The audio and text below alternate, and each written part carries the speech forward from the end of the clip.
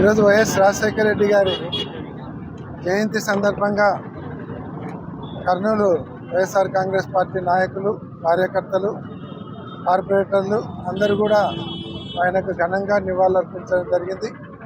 నిజంగా రాజశేఖర రెడ్డి గారు ముఖ్యమంత్రి అయిన తర్వాత భారతదేశంలోనే వినూత్నమైనటువంటి పేదలకు ఉపయోగపడేటువంటి పథకాలు పెట్టారు. ఇంతవరకు స్వాతంత్రం వచ్చిన తర్వాత ఆరోగ్యశ్రీ అనేటువంటి కార్యక్రమాన్ని రాజశేఖర రెడ్డి గారు ప్రవేశపెట్టినప్పుడు భారతదేశం అంటే ఏంది, స్కీమ్ ఏంటి, దీంట్లో ఎట్లా చేస్తారనేది వస్తే దాని తర్వాత చాలా స్టేట్లలో కూడా ఈ రకంగా చేయాలని వాళ్ళు ఉత్సాహం చూపించారు. కానీ వాళ్ళు చేయలేనటువంటి పరిస్థితి ఉన్నది.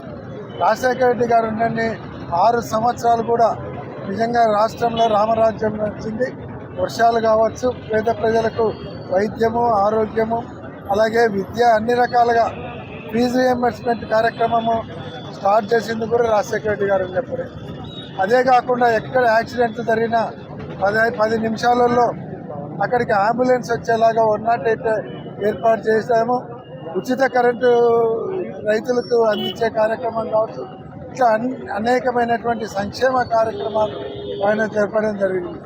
అదే కాకుండా జలయజ్ఞం అనేటువంటి ఒక కార్యక్రమంతో ఆయన అంద్రీనివా కావచ్చు, తెలుగంగ పూర్తి చేయడం కావచ్చు, కోర్కల్ రిజర్వాయర్ కావచ్చు, ఇటువంటి ఎన్నో కార్యక్రమాలు చేసి అపర భగీరథుల్లాగా ఆంధ్ర రాష్ట్రానికి, ఉమ్మడి ఆంధ్ర రాష్ట్రానికి నిలవరిపోయింది.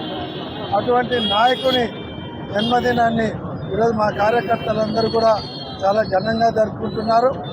ఆయన ఒక మంచి నాయకుడిని రాష్ట్రానికి జగన్మోహన్ రెడ్డి గారిని ఇచ్చిపోయినారు.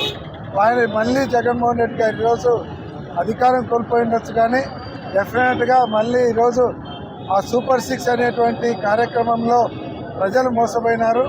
మళ్ళీ తప్పకుండా ప్రజలు నిజానిజాలు గ్రహించి మళ్ళీ జగన్మోహన్ రెడ్డి గారి ప్రభుత్వం వస్తుంది. పేద ప్రజలకు మరీ అండగా ఉండేటువంటి కార్యక్రమం